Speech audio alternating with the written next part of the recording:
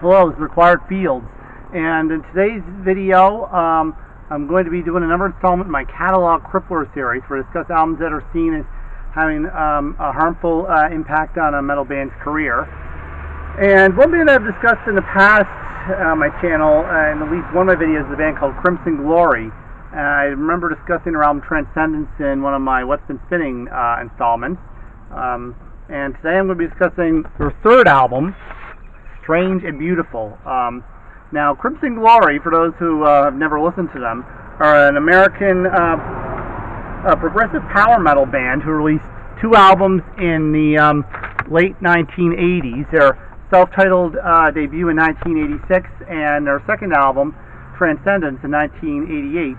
After Transcendence, they ended up getting interest from a major record label, and they actually ended up signing a major label deal, and the result was Strange and Beautiful, which was seen by a lot of the by most of the group's core fan base as a huge sellout. The band had ditched their progressive power metal sound and gone in more of a sort of a hair band direction, some bluesier aspects, a bluesier hair band type direction, kind of thing. Like they may try to make them that kind of band.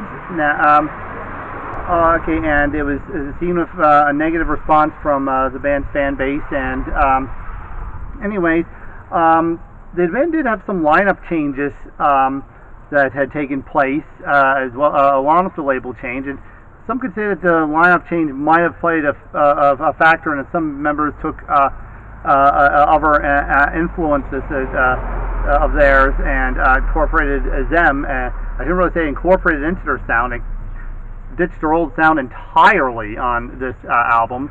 It was a huge change, hardly gradual. Although I guess could say that the song "Lonely" from Transcendence, which was a single from that album, if there was one song that kind of hints at what direction they were going to take, it was this one. But even that one still has a Crimson Glory type touch to it. And I do like the song "Lonely," but you could definitely say it was easily the most commercial thing they had done up to that point. And even the songs in this album don't actually sound like that song. I mean, "Lonely" even still sort of fits in with the album it's on. It doesn't really stick out like a sore thumb, to be honest. But still, if it's a song that would come closest to the sound that they have here, and even that's a stretch to say, because it really doesn't sound like this album, Strange and Beautiful, either. Anyways, I heard somewhere that this album was going to be a double album at one point. One album, one of the discs is going to be closer to the band's 1980s albums, the self-titled debut in Transcendence, and the other one was Strange and Beautiful, the way it eventually was. But that didn't happen, and if that actually was really planned, because I heard somewhere it was.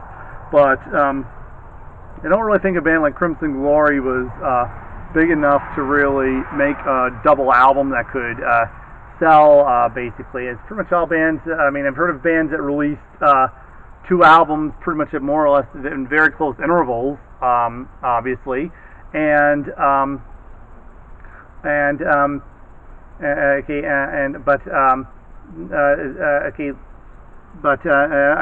did know that Defeated Sanity did a split of themselves. Actually, did two kind of EPs on the same disc that were in different styles, but I mean, double albums, not really. Although I do know that there are. But I can't think of any band that only is around their level of recognition that has released a double album. Although I could easily be wrong on that. And even that's probably in a genre outside of metal. But anyways, but yeah, Strange and Beautiful was released in 1991, and it was a massive departure from the band's 1980s albums, going for more of a corporate hair band sound with some bluesy elements as well. But Midnight is a fantastic vocalist, and he still gives a very good vocal performance here, for what it's worth, I will admit. And the musicianship is still very good for what it is, but man, this is listen to this, you would think, what? This is the same band that made Transcendence or the self-titled Crimson Glory album. It doesn't sound like them one iota, pretty much. I guess you could maybe say the vocals a bit, because Midnight, but even then he does incorporate some different vocal stylings. That could be due to the different sound direction they took here. Like he does try to have some moaning type vocals at times as well. Like a lot of so it would be more comparable to vocals like, say, Robert Plant or David Coverdale or something like that. But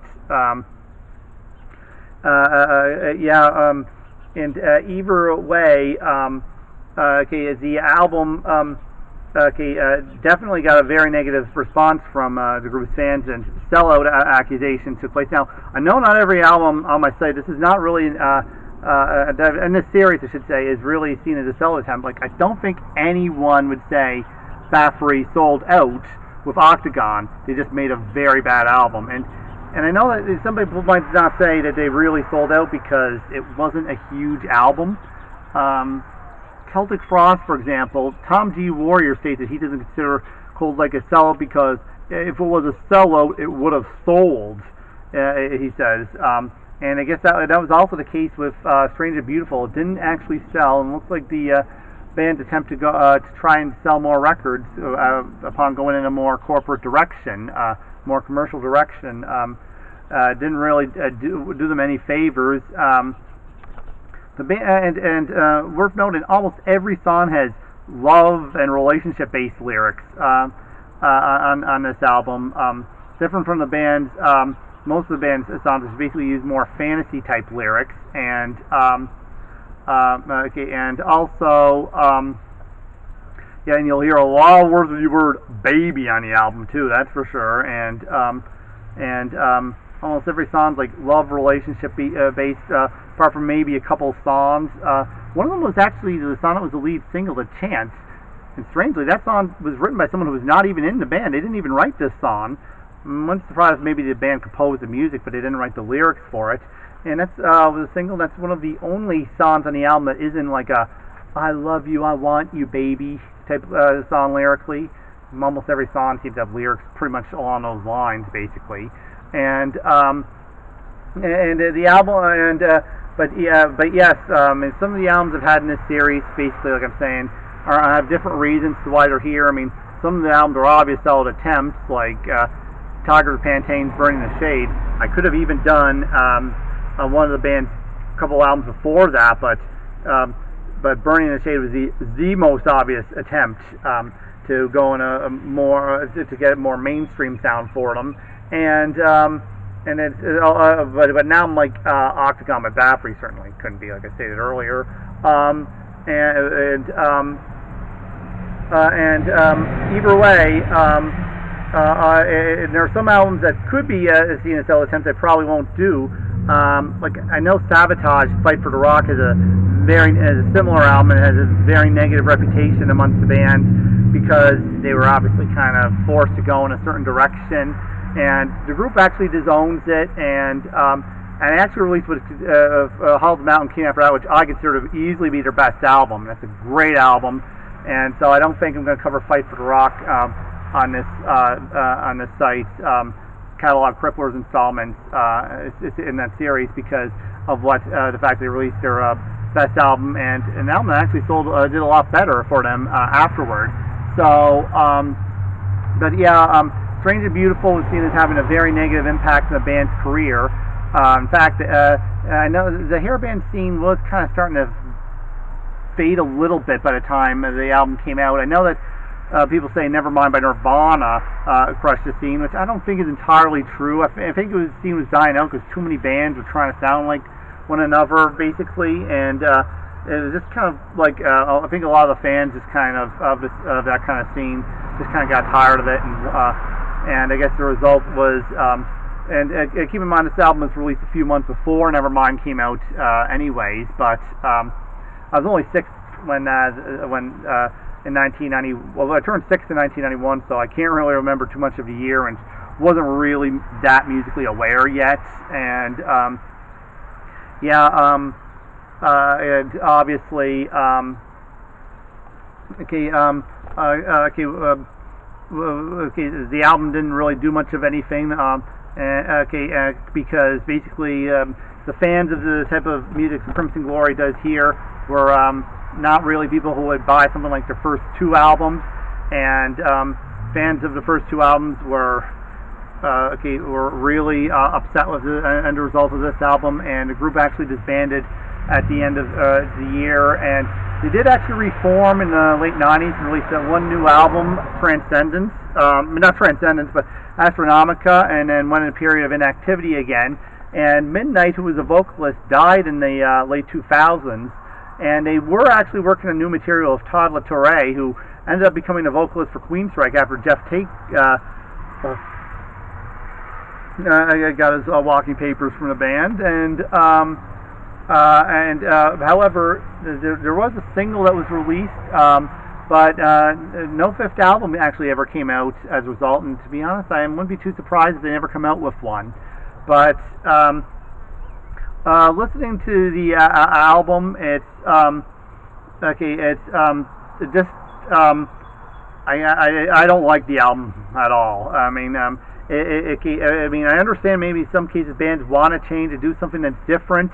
But in this case, it was a big mistake, obviously. I mean, no offense to people here who do like the album. I mean, it's your opinion, I respect that perfectly, but to be honest, I don't like it at all, and neither do most people who really like Crimson Glory, mainly for their 1980s albums. Most of them I've come across have a negative opinion of this album as well.